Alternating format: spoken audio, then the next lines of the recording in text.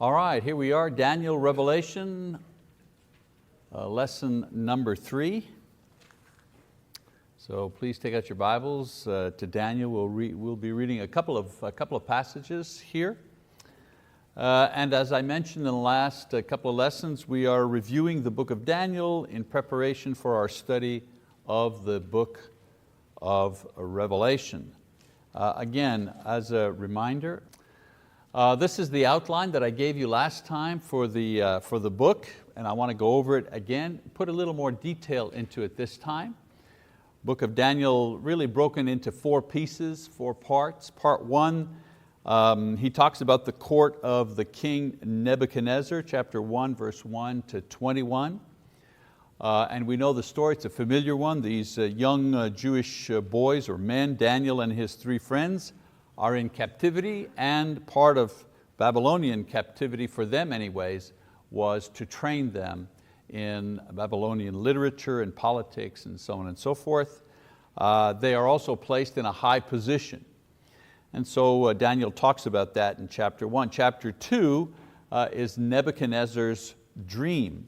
And in Nebuchadnezzar's dream, he sees this great statue with the head of gold, silver arms, brass and hips, and of course legs of silver, not silver but iron mixed with clay for the feet. And he has this dream, and he sees a rock that is formed, or stone that is formed without hands, all of a sudden appearing and striking that statue on its feet, and the statue disintegrates and is blown away and disappears. And we know in this particular story that Daniel comes forward to discern the dream, and he interprets it, and from historical records we know that he was correct in his interpretation. He tells the king that the statue represents kingdoms that are to come. And so the head, of course, is the present kingdom of Babylon, the head of gold, the silver chest and arms, the Medo-Persian Empire, which followed the Babylonian one. The brass belly and hips were the Greeks. The Greeks are the ones that overcame the Medo-Persian Empire. And then the iron legs and feet mixed with iron and clay were the Romans. The stone was Christ and His church that appeared during the Roman period. Now Daniel doesn't give all this detail. He simply gives, the stone hits the base of the statue and so on and so forth. But we know from history that stone was the imagery of Christ and His church that appeared during the Roman period and eventually grew to cover the earth, while all the kingdoms before it were crushed and have disappeared from world power. No more Babylonian Empire, never regained its strength. No more Medo-Persian Empire, no more Greek Empire, no more Roman Empire. And so for a couple of thousand years, these great kingdoms have remained dormant, if you wish, and have disappeared from the historical scene. So from this point on, Daniel and his 3 friends are given a high position because the king recognizes Daniel's great gift of being able to interpret dreams and visions. So that was the second part of the book. The third part describes the 4 episodes in Daniel's life, chapter 3, verse 1, all the way to chapter 6, verse 28. And we're going to talk about that tonight, so I'm not going to spend any time there. And then the fourth part are the 4 visions of Daniel's prophecy, chapter 7 to 12. The 4 visions in Daniel's prophecy are just simply more detailed visions concerning the earlier prophecy regarding the world powers that were to come in the future. And one mistake that a lot of people make is they see the visions and the prophecy and they think that they're different things. And they're not different things. They're just 4 different ways of seeing the same thing. But for now, let's look at Nebuchadnezzar's reaction to Daniel's interpretation of his dream. Now, the 4 important events that begin in chapter 3 cover a period of about 60 years and the majority of Daniel's record. The way he writes them, you would think they happen one after another, but it does cover a long period of time. We're going to review all 4 in those in our lesson tonight. As I said, we're not going to read all of the book. This is a survey. We're getting a bird's eye view of this material, so we have to work a little more quickly. So the first episode is the fiery furnace, chapter 3. Now, according to the Septuagint is the Greek translation of the Hebrew scriptures. There was a time when the Greek culture was very prominent, and many Jews were not able to speak Hebrew, but they could speak Greek because it became the language, if you wish, of the nations. And so as to not lose the value of the scriptures, 70 scholars were appointed to translate the Hebrew, what we would call the Old Testament, to translate the Hebrew Old Testament into Greek, into the modern language of the times. And that particular translation is called the Septuagint. So according to the Septuagint, this event, the fiery furnace, took place in the 18th year of Nebuchadnezzar's reign, after Daniel had been in Babylon about the same amount of time, 18 years. This was the same year that Nebuchadnezzar returned to Jerusalem a second time in order to burn it down and to destroy the temple. It's interesting that Daniel does not appear in this. He writes about it, but he himself does not appear. So let's read just a small portion of this, beginning in chapter 3, verse 1. It says, Nebuchadnezzar the king made an image of gold, the height of which was 60 cubits and its width 6 cubits. He set it up on the plain of Dura in the province of Babylon. Then Nebuchadnezzar the king sent word to assemble the satraps, the prefects and the governors, the counselors, the treasurers, the judges, the magistrates, and all the rulers of the provinces to come to the dedication of the image that Nebuchadnezzar the king had set up. Then the satraps, the prefects and the governors, the counselors, the treasurers, the judges, the magistrates, and all the rulers of the provinces were assembled for the dedication of the image that Nebuchadnezzar the king had set up, and they stood before the image that Nebuchadnezzar had set up. Then the herald loudly proclaimed, to you the command is given, O peoples, nations, and men of every language, that at the moment you hear the sound of the horn, flute, lyre, trigon, psaltery, bagpipe, and all kinds of music, you are to fall down and worship the golden image that Nebuchadnezzar the king has set up. But whoever does not fall down and worship shall immediately be cast into the midst of a furnace of blazing fire. Therefore, at that time, when all the peoples heard the sound of the horn, flute, lyre, trigon, psaltery, bagpipe, and all kinds of music, all the peoples, nations, and men of every language fell down and worshiped the golden image that Nebuchadnezzar the king had set up.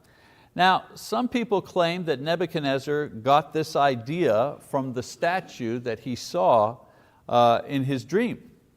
You know, the making and the refurbishing of public shrines and altars and statues was actually part of the king's duty. The king is the one that kind of repaired the temples and put up the statues and the shrines. That was the role of the king. So the king establishes a new shrine, if you wish, one that will give honor to himself. Dura is an unknown site in the Babylonian Flat River area. Some archaeologists have found some very large pedestals that could have been the base of this particular statue. Now the idea was to put it in the flatland so it could be seen from afar. You put it in a flatland, boy, that statue was 9 feet across and 90 feet high. So it's a pretty high statue. And so if it's in a flat plain, you can see the statue and the sun shining off that thing from pretty far away. So the king was to use the unveiling of the statue. He wasn't trying to start like a new religion or anything. I mean, for him it was an opportunity to test the loyalty and the submissiveness of his court and his ministers. He calls and tells them to bow down, and they do. And what that proves is that he's in charge. He made a statue. You don't see him mentioning there's a new God, a new theology, no. The whole idea was, when I tell you to bow down, you're going to bow down, and this is the statue you're going to bow down in front of. Of course, this presents a problem for the three friends of Daniel, because like the pagan food, this was a violation of their faith. Now to do this, even just to appease the king, was to sin against God. You can imagine what went through their brain. I mean, what could it hurt? I know in my own mind and in my own heart, I don't really believe this statue. It's just a statue. But this was not their thinking. Their thinking was they would not in any way, shape, or form practice any kind of idolatry, even if it was just to appease the king. So Shadrach, Meshach, Abednego refused to do this, and their detractors, others jealous of their position, accused these men of insubordination to the king. Funny how human nature is the same. This happened thousands of years ago, and yet what was driving this? They were jealous that these foreigners had these high positions in the kingdom, and they saw an opportunity to take them down, and they did. Somehow that sounds very familiar. I think that same scenario plays itself over and over again in schools, colleges, corporations. Sometimes we don't like other people getting ahead of us. And so the king, of course, is furious that they have not obeyed his command, because they've also served him well. And if we read the whole chapter, he gives them a chance to explain themselves, and that's significant because anybody else would have just been executed. But because these men were particularly important to him, they served him well, he at least gives them a chance to explain themselves. And these faithful men, what do they tell the king? Well, they tell the king that their confidence is in God to save them. And whether he does so or not doesn't really matter. They're not going to do this. I think that's pretty courageous to stand up to power and say, you know what? I know that God has the power to save me if He wants to. But you know what? Whether He saves me or not, I'm not going to do this thing. I'm not going to disobey in this way. Pretty courageous stuff. And so the king demands that they be thrown into a large brick kiln oven, heated to the max, which would have, which would leave, which would leave no ashes whatsoever. They'd be burned to a powder. And of course, this was an abomination, even for pagans, not to leave anything behind.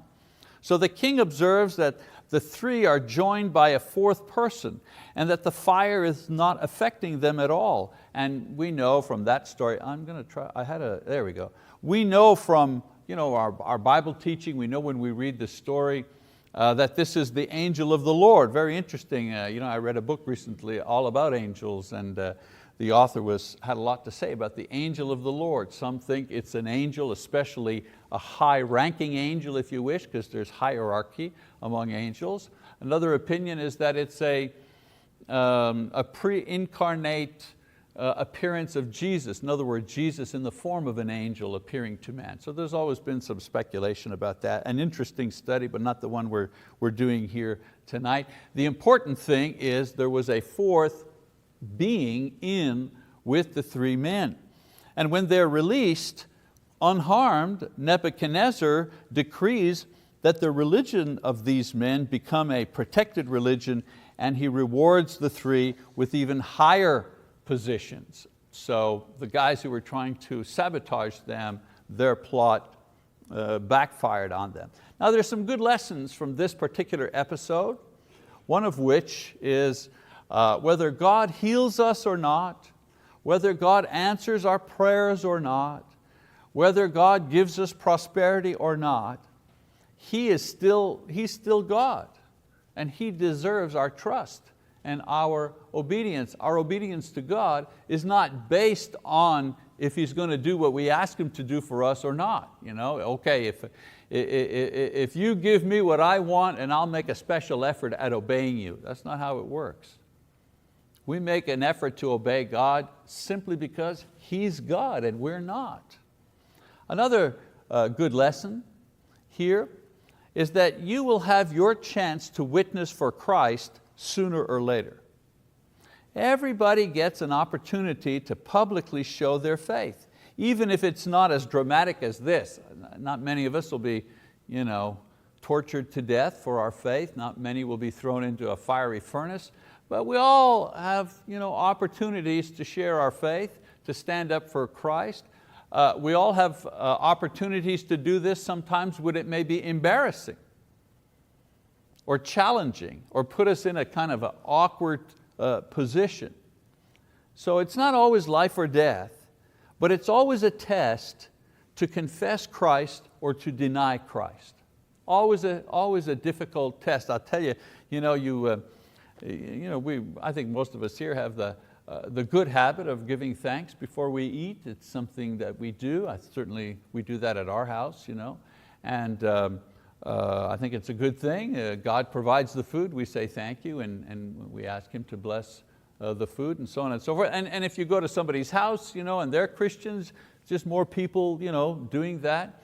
Even if you go have a burger at McDonald's, you kind of bow your head and you give thanks. But I remember once Lisa and I went to eat at the Vast, up in the Devon Tower, up in the 50th floor, fancy schmancy restaurant, all the waiters with towels and little music, $50 for a raw egg, you know what I'm saying? A really kind of a fancy place, And then it came time, the entree were in front of us, and we figured, well, let's give thanks now.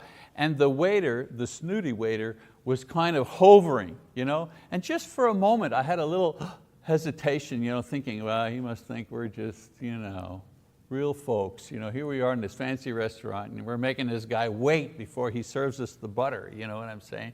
Because we want to give thanks, but it's like, hey, this is your witness. Who knows about this snooty waiter? Maybe that'll have an impact on him. But anyways, whether you're at the Vast or you're at the McDonald's, you always get a chance to witness your faith one way or another. Okay, so, and then another lesson here is that God is always with you, even if it seems that He's let you down. The angel was a sign that God would be with these men in death, even if this time He was sparing them for His own purposes. Again, in that book that I was reading about angels, this author, a member of the church who wrote quite an exhaustive study of angels, was showing various scriptures, demonstrating the idea that perhaps it's angels that carry us from here to where we're going to be. Very interesting idea, especially based and when you see what's going on here. All right, episode number 2. So that's episode number 1. Second episode in Daniel's life is Nebuchadnezzar's madness, chapter 4. Now in this chapter, Nebuchadnezzar recounts the events of his madness and recovery. So it's Nebuchadnezzar telling the story. He has a dream where a great tree is present and ultimately cut down to a stump. And Daniel tells him that the tree represents him, and that because of his pride, his sanity will be taken from him, and he will have the mind of an animal for 7 periods. Now, there's a term for what he had. It's called lycanthropy. It's a form of schizophrenia. An individual begins to act out like an animal of some kind. Now, Babylonians counted only summer and winter. For Babylonians, there was no spring or fall. It was summertime or it was wintertime. So this would be, the 7 periods would be a length of time of about a little over 3 years. So Daniel also appeals to the king to repent of his sins and to do good deeds to avoid the punishment from God. Now if we read the chapter, we find out that the king does not repent, and a year later, as he's walking on the roof of his palace, contemplating his own achievements and how great he is, look at all this, I did all of this, he's suddenly struck with this madness.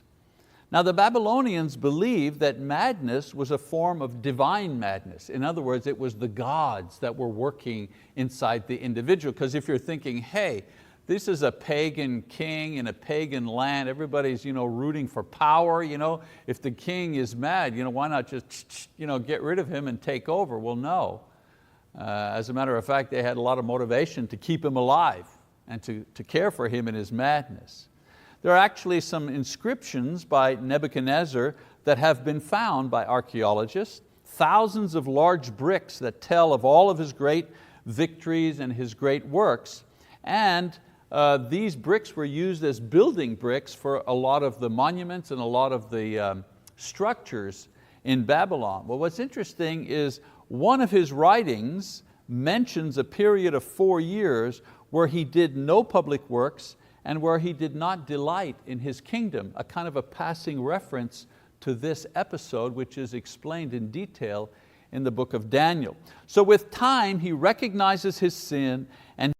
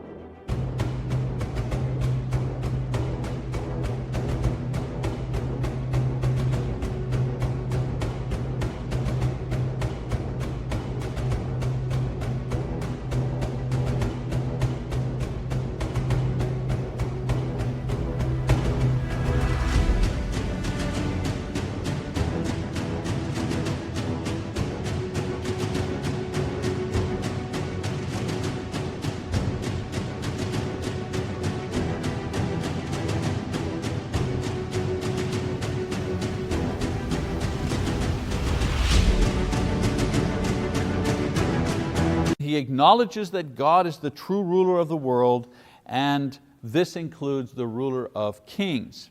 And after this realization and confession, he's restored to health, to his position, and also to his splendor. Now, an interesting thing about this episode is to trace the progression of Nebuchadnezzar's faith, beginning with a fierce, pagan and proud ruler. That's where he starts. And so after Daniel interprets his original dream, he acknowledges that God is stronger than all the gods. So he's still a polytheist who has added the Lord to his list of gods. That's when Daniel does his first interpretation. Wow, your God's pretty powerful. We got all these other gods that they have power, but your God is really powerful, so he adds God, Jehovah, to all his other gods. That's his first step of faith. Well, after the furnace, he declared, where the men are put in to be burned and they don't burn, and he sees the fourth man. So after the furnace episode, he declares that worship to this powerful God is a good thing and it should be protected. So now he's a sympathetic polytheist. He's still a polytheist, but now he's sympathetic. You know what? This God that was better than all the other gods, if you're going to choose a God, this is the one you ought to be praying to, because he has a lot of power, this God. And then after the second dream and his recovery from madness, he himself now worships God and declares Him to be eternal, all-powerful, and sovereign. In other words, he actually prophesies himself. And he now is a believer in the God of Daniel and the God of the other young Jews.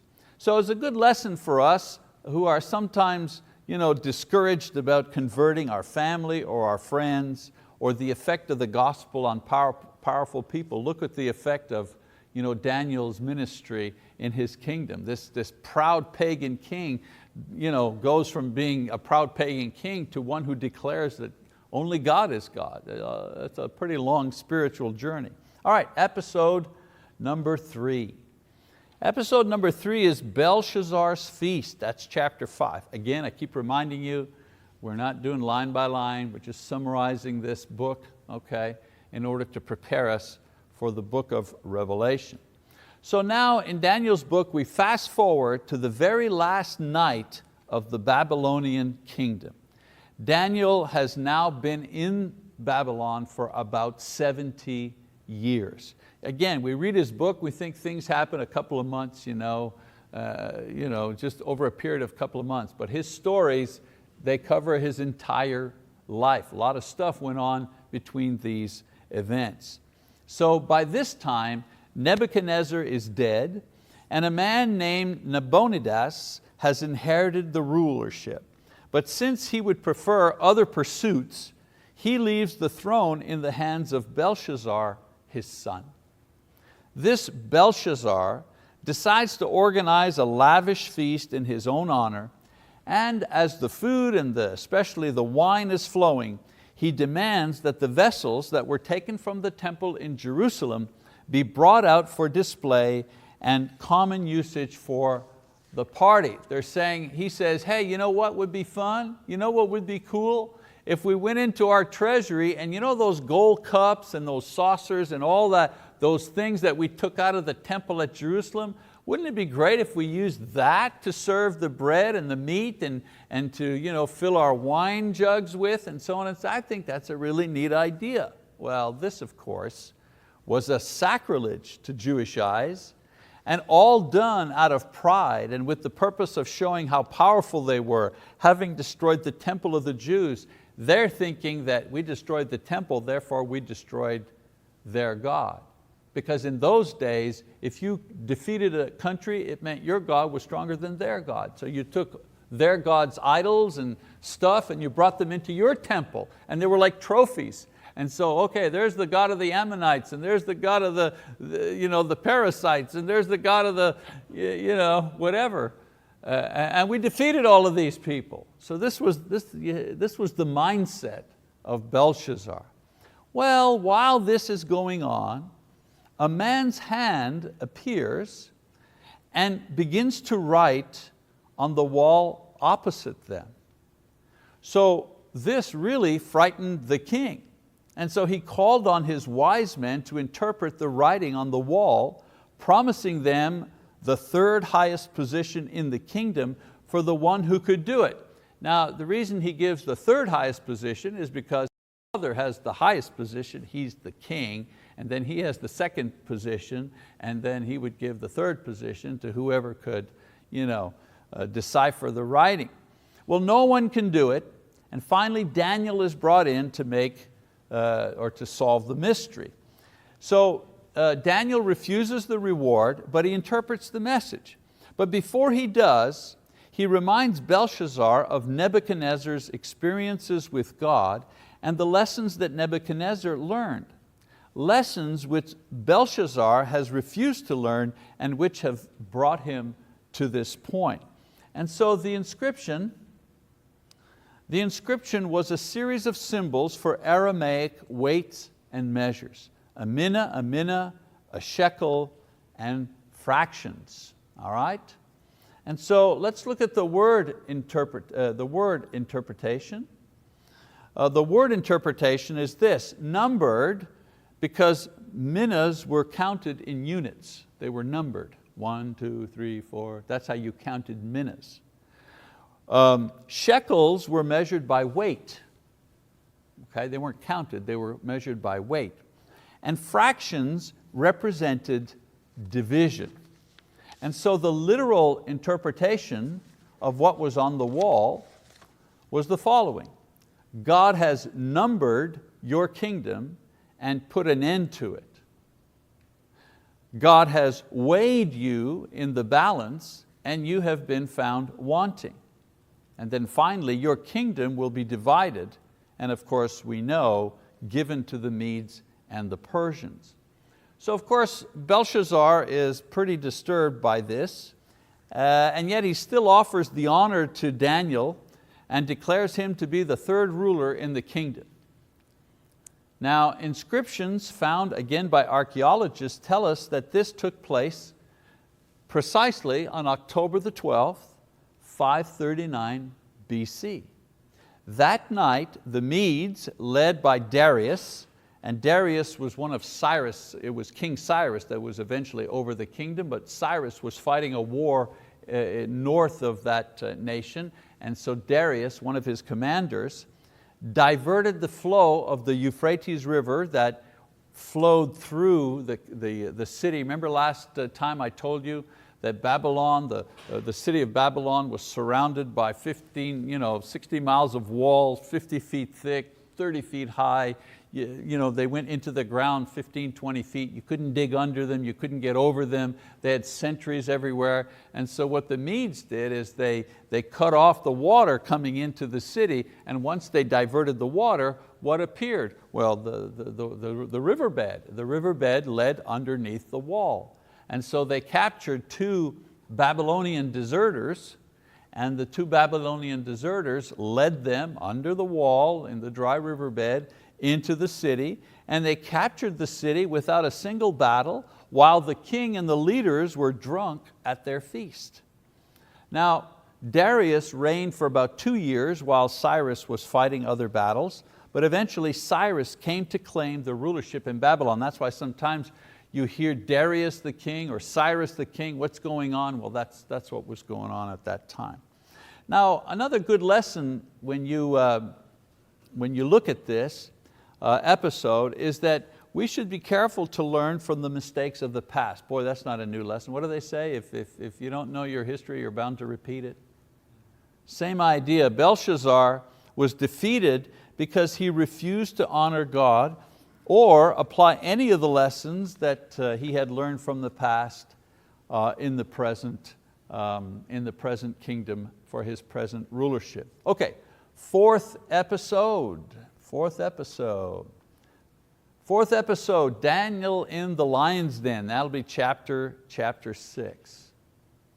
So Daniel, perhaps because he had prophesied concerning the victory of the Medes and the Persians, is now placed with 2 others into the cabinet position over 120 governors who would rule over the entire nation. He keeps saying, I don't want any honors, I don't want any position, and yet he keeps going up and up and up and up. Even the new king puts him in a high, they reorganized the kingdom into provinces, and the new king puts him into a very high position. And of course, the people who are there, same problem, jealousy, they want him out. And so they devise a plan to attack him on his religious beliefs and practices which are different than their own. Now we're not talking about Babylonians, now we're talking about the Persians, the Medes and the Persians. So their strategy was to create a law which in effect made the king the supreme high priest for a month. Like you become the honorary high priest for the month of March, something like that. That was the plan. And of course the idea behind it, the way that they kind of talked the king into it, if you wish, sold the king on the plan, is that this would show his authority in every dimension, because no prayer, no petition, no religious function could be performed without his blessing for a certain period of time. So it was all about power, it was all about the demonstration of power. With his army, he could demonstrate he had power over men, over their lives. Being a priest, a high priest, showed that he also had power over men's spiritual lives. Okay?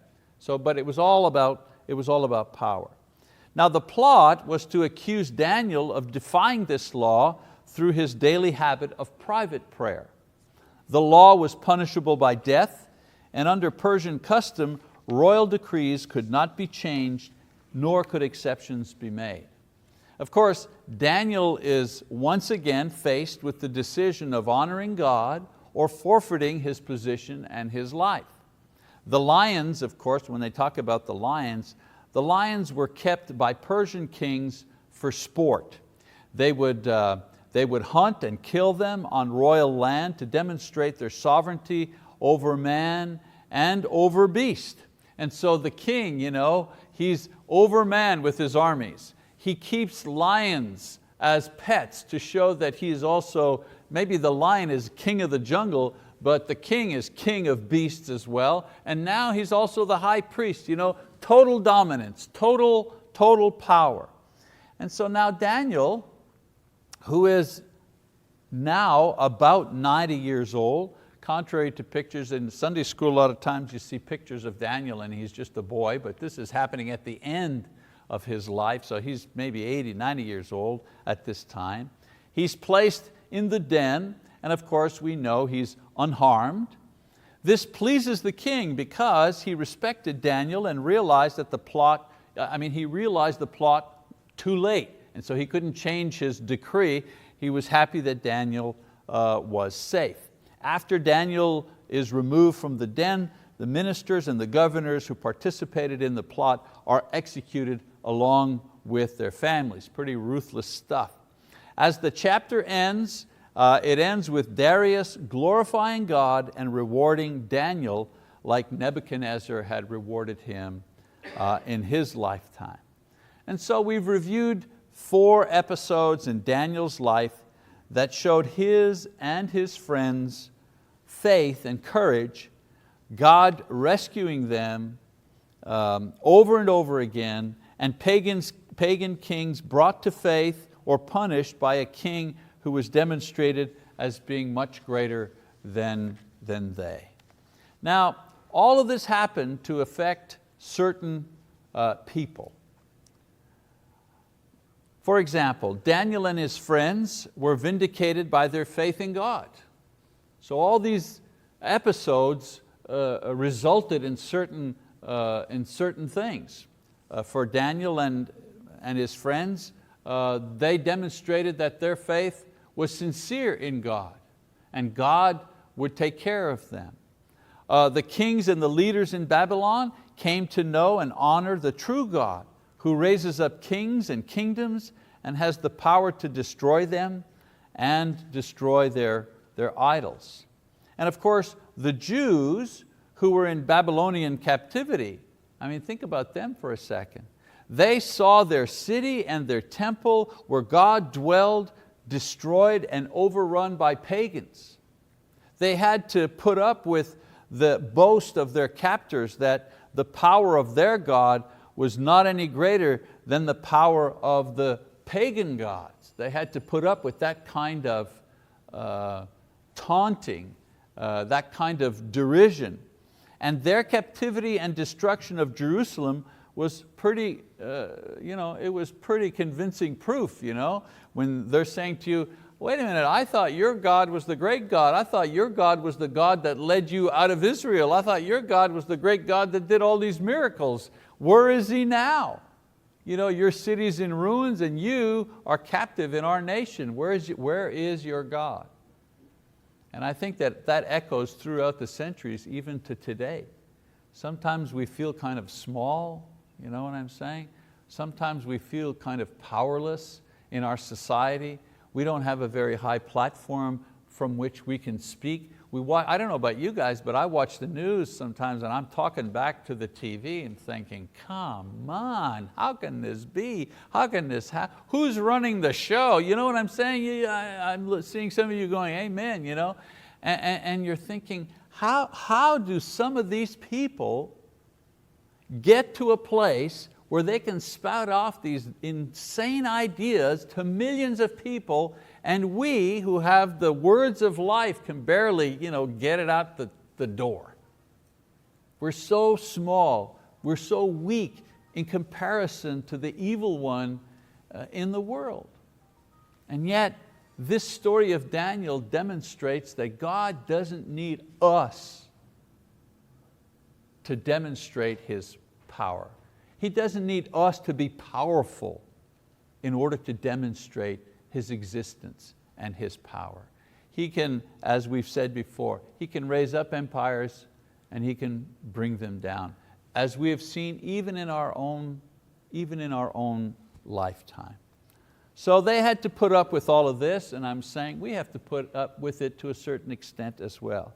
However, through Daniel's life and the very high profile events that I've just described, God was able to help His people maintain faith that despite their defeat, God was still in charge and still working in their lives as well as in the lives of their captors. And that's the idea. It's not about winning. It's not about whether we win or not. It's about whether we remain faithful or not. That's the key. Sometimes we're overwhelmed with the burden of sorrow or difficulty. Our life is difficult, problems in our families, health issues. Look at Brother Harold read all those cards. That was just from tonight. Look at all the different illnesses and problems that people have that we're praying. The challenge for us is to remain faithful despite the evidence around us that's